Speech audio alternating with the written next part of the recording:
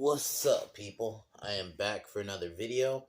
So I'm gonna do the Punisher Warzone review. It'll be done before I do the the Dolph Lundgren one later this week. But I just couldn't do it this morning. I didn't have time. So on one of the mornings I have off, I'll probably do it then.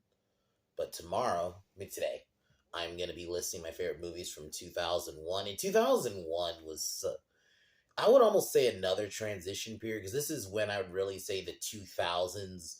I mean, technically, you could argue, yeah, 2000 specifically is when it started, but the meme where like the 2000s really were. I feel like 2001 was it. I mean, a lot like that's where like think about it. Technology, Halo, the first Halo came out.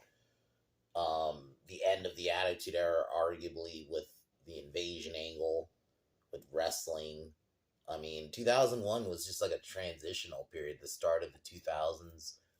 Alternative musically, like this movie wise though, this one I put together. There's gonna be a lot of comedies. I feel like 2001 was like a year of the comedy.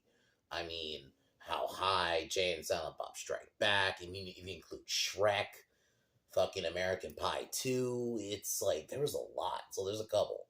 I do have a couple comedies in here. But I'll admit one movie I did not put on the list, and it's just because I'm not a big fan of the franchise. Really, Harry Potter, the first Harry Potter, Sorcerer's Stone. I think it's a well-made film.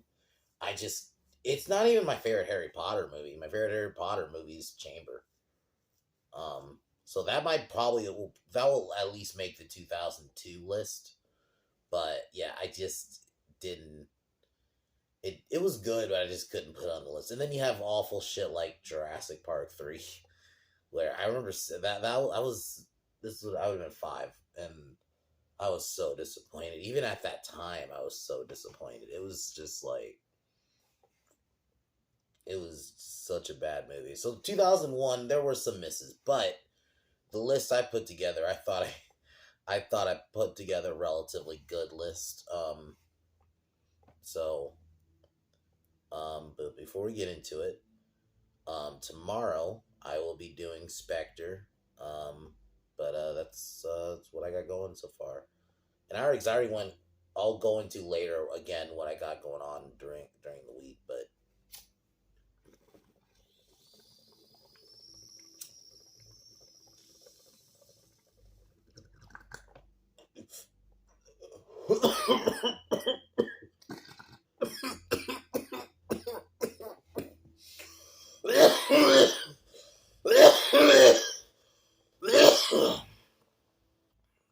So, but before we get started, I guess we can get started now. My number 10 or 11 is Jason X. I know, objectively, this is not a good movie. And I know some people might be like, you didn't put Harry Potter Sorcerer's Stone, but you put fucking Jason X. Let me explain. It's not the greatest movie in the world, but I have fun with it. I had to mention it. I remember hearing the premise and being like, Jason in space, this is gonna be retarded, and it was fucking fun. It has my favorite kill in the entire franchise. The the the fucking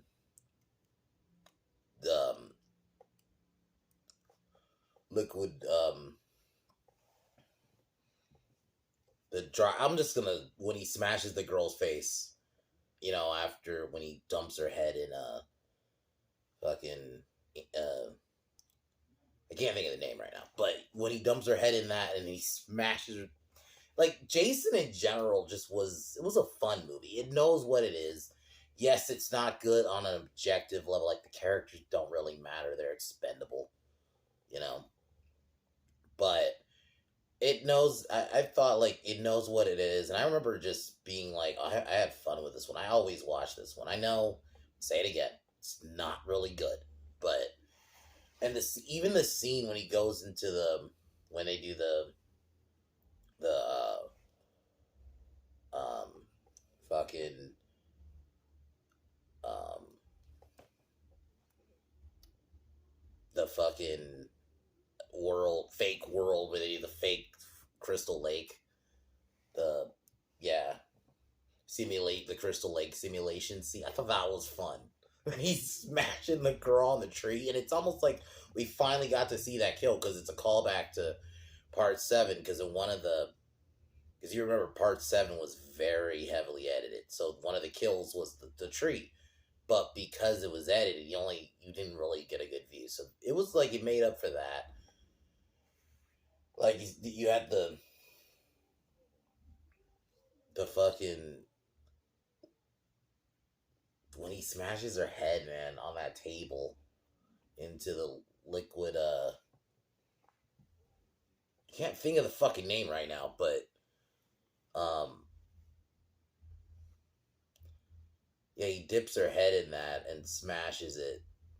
And I even like the scene when he takes out the team, even the scene where they do the video game. Like, there's fun little things in this movie, so that's why I definitely go back to it. And that's why I put it at number 11. But I have fun with it, so that's my number 11. My number 10 is Jet Li's Kiss of the Dragon. This is one of his best. He plays basically an agent who's helping with the French agency try to stop this villain, Mr. Big. But it turns out that Richard, who's supposed to be a cop, actually works with the villain. And it's that dude he's also the villain in Bad Boys. I love this movie. I mean, not just because it's my highest viewed video ever on this channel, but because it's just a great movie, fun little movie. This was when Jet Li was just on his rise, and was just everything he came out was just a fucking banger at this point. I love the fight scenes in this movie. The final fight is good. I mean, hence the name of the when he did that fucking move to Richard and he fucking died. It's pretty brutal. But the fight between him and the twins, or him and the big dude, was good. Just, I love it. Jet Li at his best. Bridget Fonda was even a decent character. So overall, I definitely recommend this one. This is like the Jet Li Renaissance. Not Renaissance, but in like basically rise, because this was when he was just in everything he came out with. This was like after, pretty much, I would say, Lethal Weapon 4, like 2000, pretty much after Romeo Must Die, just everything he came out with. Because another movie that's going to be very high up on my list, he's in, is awesome. So it's like he just a banger.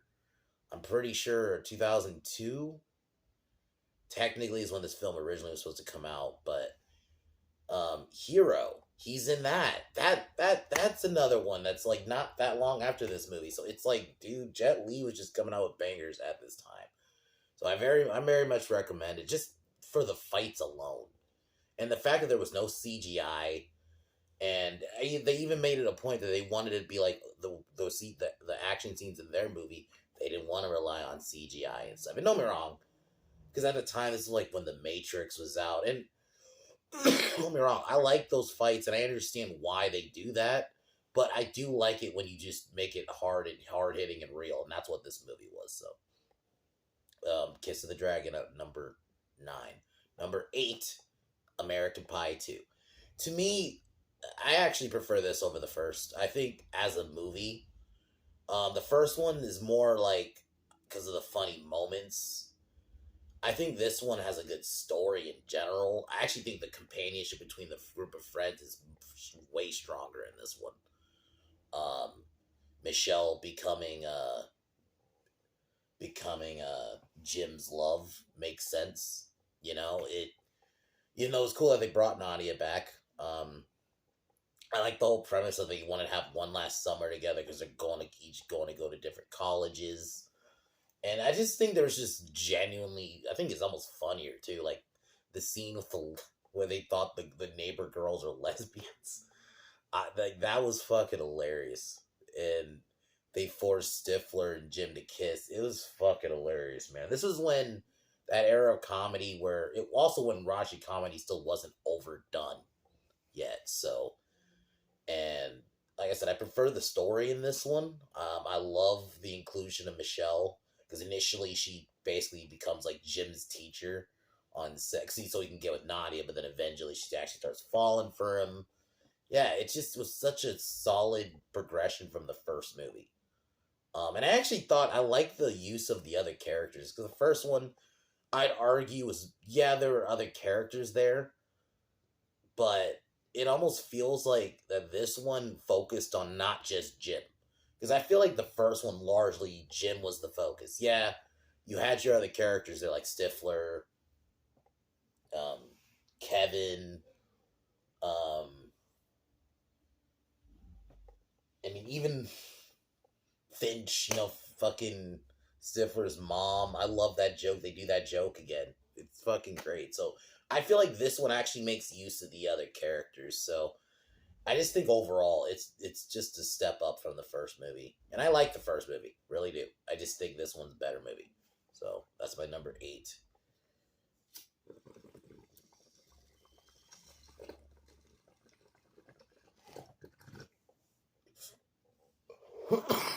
And number 7 is the first Shrek movie. This was a solid, I would say, parody on like fantasy and that whole element, but the way on fairy tale stories and stuff. And I love that it's one that it's for all ages. Like rewatch that first Shrek. There's stuff for adults in there. I mean, R.I.P. Steve Harwell, because just thinking about the All Star scene where Shrek first gets introduced as a character, and it's like also just a feel good movie. The chemistry between Mike Myers and Eddie Murphy as Donkey, like it's just, and then their voice acting, and it you feel it in and then Fiona being introduced. Farquaad's a good villain. I remember seeing this one as a kid at the time. 2001 is also kind of special because this is when I really remember really going to the movies. I definitely had seen movies before, like I definitely have gone to the movies before 2001, but I think this is where I really remember being at the theater. I remember seeing a lot of these movies. Well, not like American Pie. Definitely didn't see that in theaters. But, yeah, I definitely saw that. Like, this one was just like a different, this was at the time, too, when Disney was actually still making good movies. So Pixar had the stronghold on the animation, but this is when DreamWorks really came in and showed their hand. Shrek ages so well now too. Like the fact that it also is a parody on fairy tales, but it still does it and tells a story. It doesn't go too meta to where it just isn't a movie anymore. And that's why it like spawned a franchise, and it became one of and why Shrek's just a long remembered movie. I love the second one, and I don't blame people who probably say that they prefer the second one. But for me, the first Shrek is the simplicity of it, the way it it turns fairy tales on its head. The voice acting, just everything about it was just perfect. So I love that first Shrek. So that's my number 7. Number 6 is Jay and Silent Bob Strike Back. Here's the thing. With this movie. Like,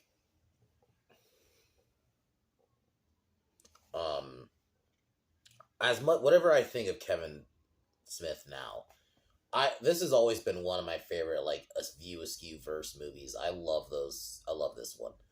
I love, like, they follow Jan. The story's funny.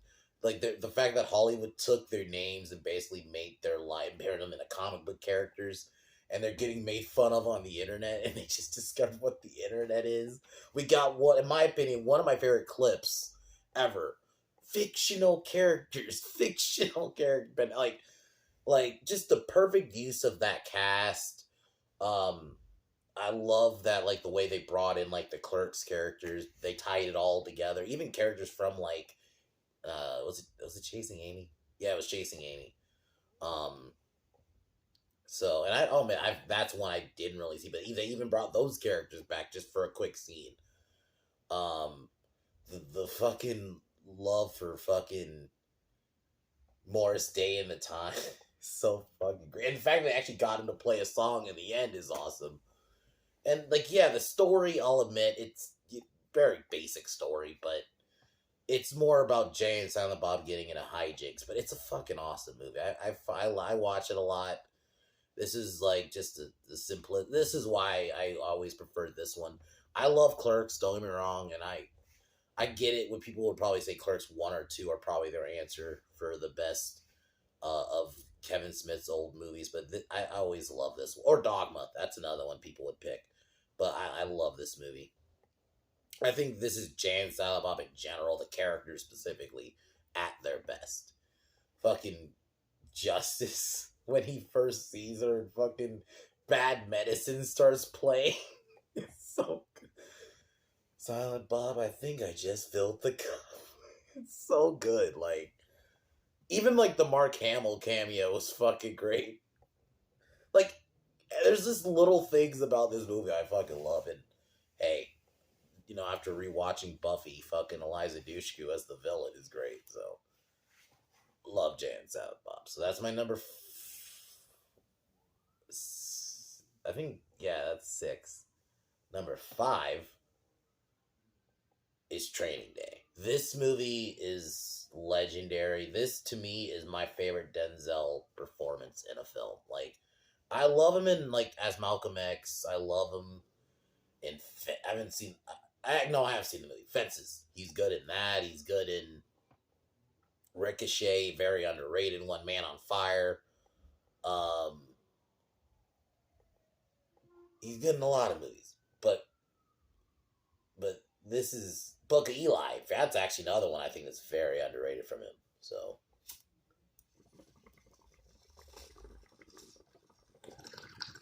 but this is the first movie where he really showed his range because I mean, the only other movie where he played a villain was American Gangster, but even in that, I felt like he was a villain with a code. Alonzo Harris is straight up evil. Like, he is a straight up bad guy. Like, and the fact that this whole movie is just basically a day. Ethan Hawke as Jake was the fact that he was able to keep up with Denzel in terms of acting. I rewatched this like a month ago, a couple weeks ago. So I figured watch it before Equalizer. Just it still holds up as a film. The story itself is really good. You got some really strong performance, not just from them too. The fact that the fucked up thing is too, Alonzo has some of the advice he gives to fucking Jake as a veteran officer is really good, even though he's a bad guy and Jake's starting to realize like a lot of the shady shit he does. But he has some good line. This shit chest, it ain't checkered. That line is so good. This shit chest, it ain't checkers. Like, that's such a good line. In reality, that actually fucking makes sense. Ugh, it's so good. Like, Denzel really, the performance he put on in this, that's what I'm like, why I always say this one is my favorite. Just because the fact that Denzel played, he didn't play him, he played of someone he's usually not. He's not just a villain. Because he's a villain technically an American Gangster. But he had a code in that one. Fucking Jake's just evil. This fucking friend who's been stealing money, he ends up fucking turning on and raiding. And then just kills him. It's just like... And then the way he's about to have Jake killed and the final fight between him and Jake, that whole face-off is just great. King Kong and... I'm definitely going to review that movie someday. In its own review. King Kong ain't got shit on me. That's just so iconic. And then that ending where, because he owes the Russians and there's all the shit, like, and Ethan Hawke's acting. I know I've been really talking up Denzel, but Ethan Hawke was good. The fact that he was able to hold his own and really showcase his craft as, yeah, he starts off kind of as like a rookie cop, but then he starts to grow and actually start to understand shit. That scene, do you want to be dead or you want to go home? Like that scene. he flips that on Alonzo is so fucking good, man. Yeah, it's so good. Yeah. This is one of those movies that this probably should be my favorite. If we're gonna be objective, this is probably the best movie of 2001. But I'm going by favorite. But yeah, this I don't watch this one like that, and that's just because in general I don't watch like cop dramas like that just on the regular. I'm just gonna be honest, but I do. This definitely one of those I do watch though if I'm gonna watch it. Even that scene with fucking Jake and with the fucking cholos where they almost fucking kill him in the shower, and then when you find out that the girl he saved earlier from being raped by some random homeless guys, you find out that's his niece, and that's actually what yeah, that whole movie, and then yeah, that's even that scene when Jake's in the train, not the train, on the bus to Alonzo's house, because he like that look in his eyes is like he wants to get this motherfucker. It's a great film. So I very much recommend it. Yeah, at times it can be a hard watch, but it's just to see Denzel's performance in that like alone is worth it. That he's one of the, like he shows he can be the ultimate villain if they. I'm surprised that it actually didn't give him more villain roles after this because he really showed it. Because he's usually a good guy in movies. Like he's usually the wise good guy in a lot of movies. But yeah, he. So yeah, that's my number 5. My number 4 is Lord of the Rings, Fellowship of the Ring. This movie, I'll admit, I'm not the biggest Lord of the Rings fan, and it's not my favorite of the trilogy. Mine is Two Towers, but this is such a solid opener. The way they introduce Frodo, Sam, all the characters, like Aragorn, Gandalf, and the way they introduce the world building. This is That's why I say I'm not the biggest. I'm gonna say this again. Not the biggest Lord of the Rings fan. I like them as movies, but I'm not like into the lore. But those movies are objectively the best trilogy of all time. Just the way they build the world, even in just this fucking movie. Introduce the villains, and again the performances, the sets. Peter Jackson really did his homework, and he captured, Tolkien's world.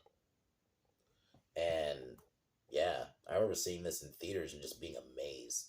I know people say it's walking. It really isn't. There's for me, the dialogue is just so good. I'm fine with just, you know, um, not being a lot of action. But yeah, and even as a kid, I kind of accepted that. Yeah, did I joke about because I was more into Star Wars at this time, but I may have joked it. But Lord of the Rings was Fellowship of the Ring was such a good movie and just an introduction to that world and a different type of like medievalish fairy tale kind of whatever you want to call it. So yeah, I had to put on this list, and I couldn't put it lower, even though I'll admit I don't watch it like religiously, but I do try to watch them at least once a year because this Fellowship is just such a good movie. The scene where you shall not pass. I mean, come on, that's movie history now. You know, yeah. So yeah, so that's my number 4. I know I'm kind of going through these quick, but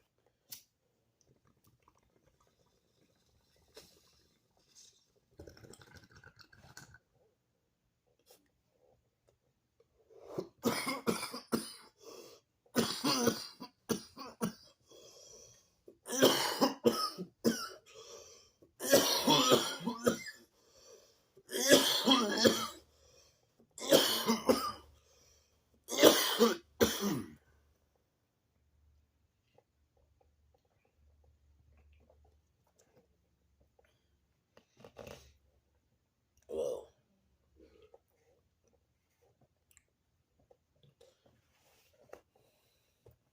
A number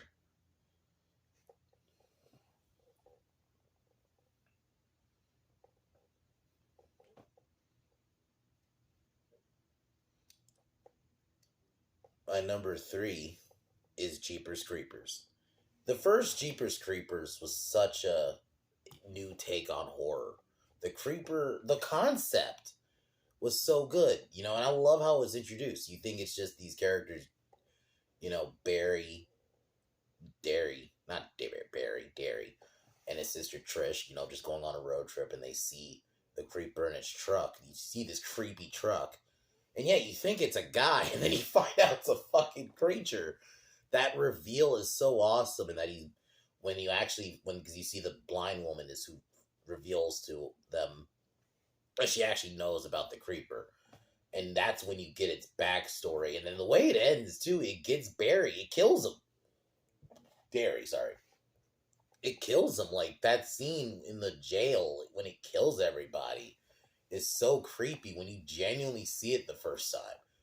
And it was different. And I think that's why that first Jeepers Creepers worked. It was just how scary it was. It was something different. Because I do kind of consider it a slasher, but it's not like obviously just guy with knife, or even Freddy is a dream killer. No, this is it's also a creature feature because it has wings and it does have a monstrous design, but it also does drive a truck.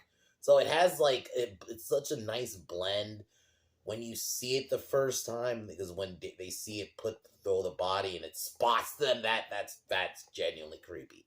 It's like they really did a good job of doing the tone, but also having good kills. And then, yeah, when you see Gary you see him die, that's genuinely shocking, because you think he's gonna survive. Nope. And the final chase is good. The creeper's just creepy in general. And I think that's why it irks me, obviously with the state of the franchise now, because it's like the concept was there, and that first one was so well fucking done. So it's insane to me, where it is now. But that first Jeepers Creepers is legendary, and that's why I had to put it high up on this list. My number two, Jet Li's The One. To me, this is my favorite Jet Li movie. Objectively, it's probably Fearless is his best, but I really love this one. The concept, the way it's one of those early movies that actually introduced the whole concept of a multiverse. Comics, it was already a thing, but that wasn't really a thing in movies at that point. Movies were kind of like, this world you're seeing is it, but they actually explored the multiverse, but they didn't make it convoluted. It was they easily explain it. This is when sci-fi was good at telling the audience of how this world works.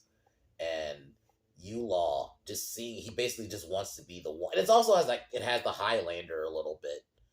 There can only be one, basically, kind of mentality. I will be the one. It's so good. Yeah, it's a cheesy. That opening action scene is fucking awesome, though. And I'll admit, I'm a little biased because the soundtrack is. I'm into early 2000s rock and fucking Drowning Pool, fucking Last Resort. They play in the credits. It's not in the credits, but in the basically the ending before the credits. So yeah, the soundtrack alone is why I love this movie, but it's just the action's great.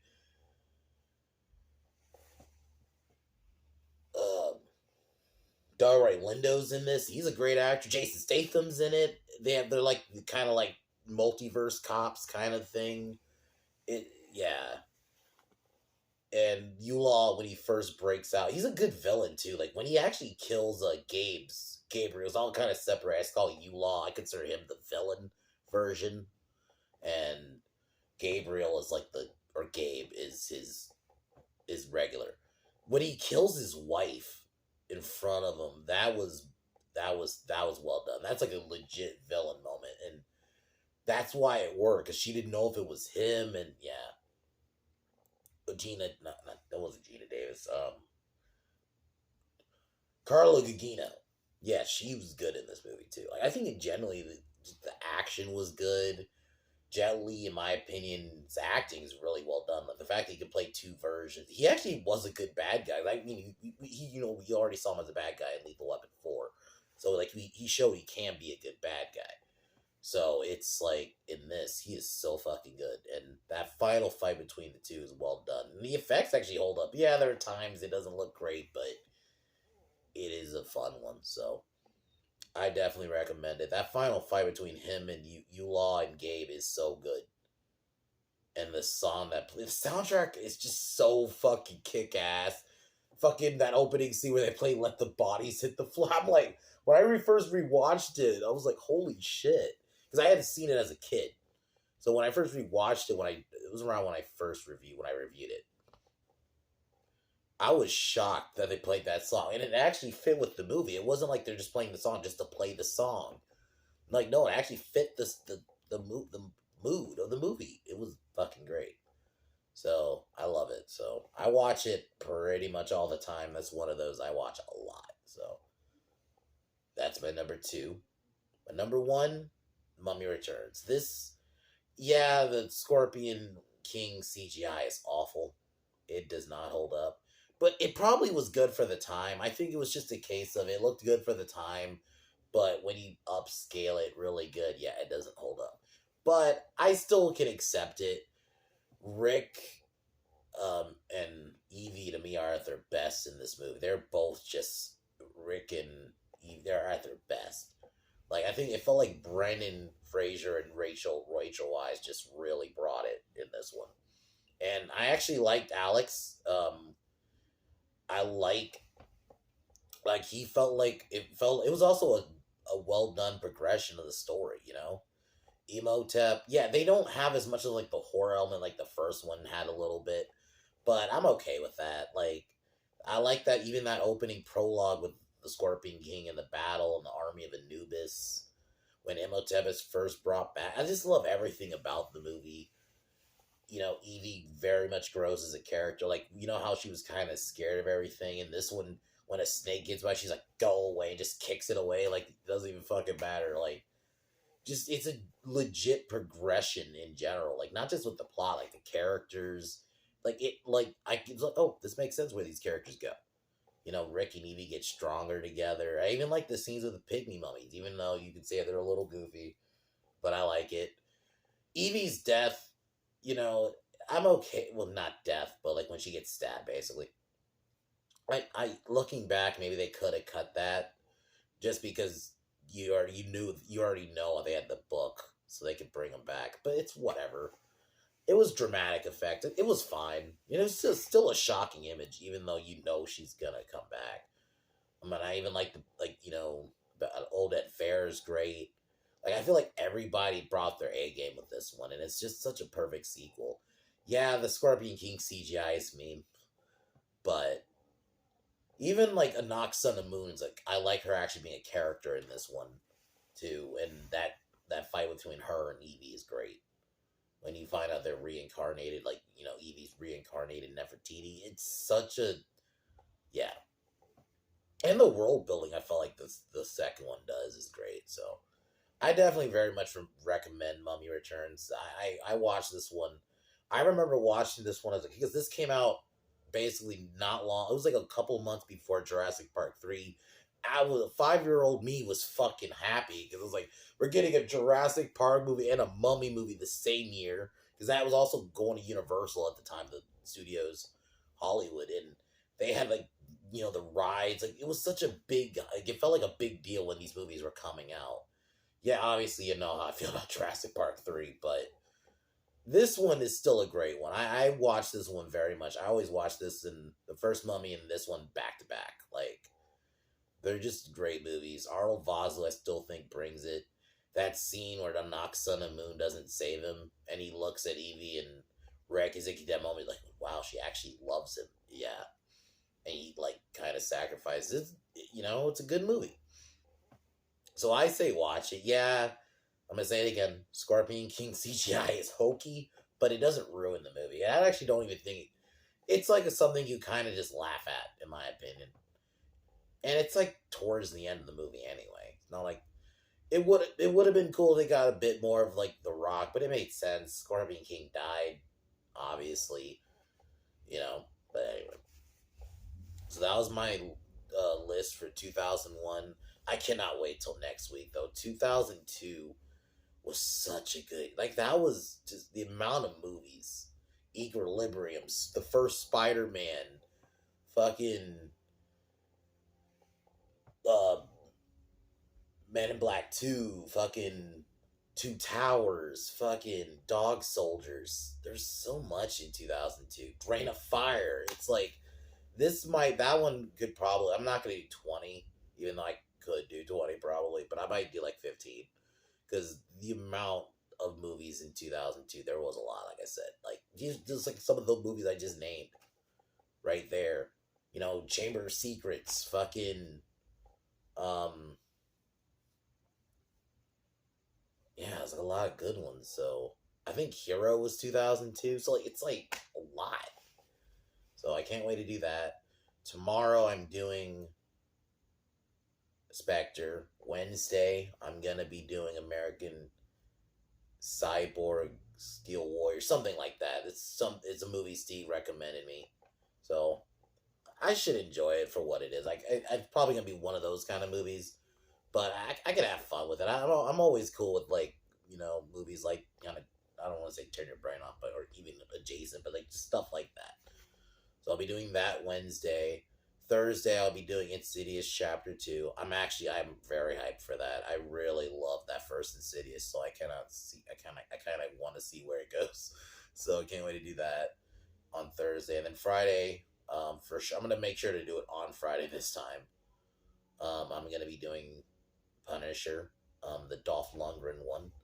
And then, like, probably at some point, like I said, in the morning, one at some point in the week if I'm off, I'm gonna do Punisher Warzone.